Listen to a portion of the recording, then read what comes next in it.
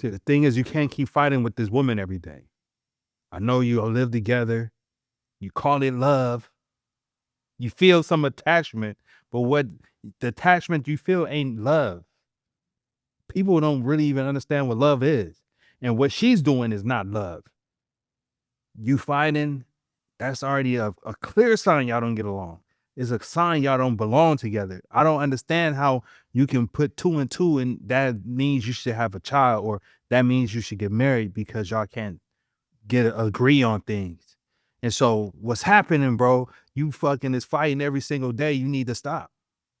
Get away from her. Leave her. Leave her.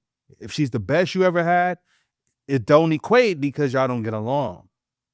She might be the best looking and you formed an attachment to her. You are particular about your prized possession. And so you claimed her through sex and other things and you feel that she's yours. So that's what you're considering a feeling, but it's not a feeling. It's not love. And what that's doing to you is creating a situation where you're just unhappy and you're miserable. But once you start fighting and you think that you're going to win someone with the fighting, you are no match for no woman, bro. She is built to fight. She is built to argue.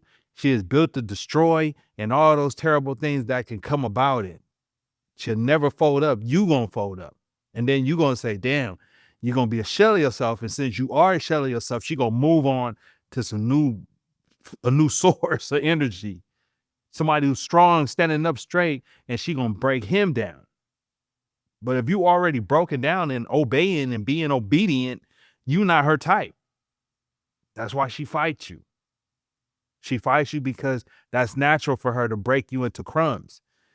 You trying to fight because you thinking it's going to solve something. That's a man's logic. A man think he resolves things. And you're going to you're going to use logic and you're going to find a reason and you're going to win the debate and you're going to make sense and she's going to agree with it. Never.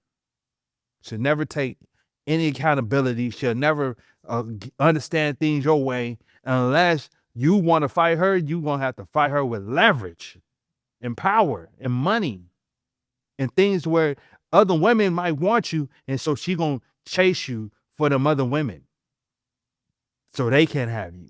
She needs a game to play. She needs a game to play. You're not giving her a game to play. You just playing around. You put her on a pedestal. She don't want to be on a pedestal. That's where you got it wrong, bro. Let her go. Let her go. You could do it. You could do better. She's not your first woman. If she is, it's tragic. But you can do better and you can come back again. What you need to do is play the game according to how the rules of the game go.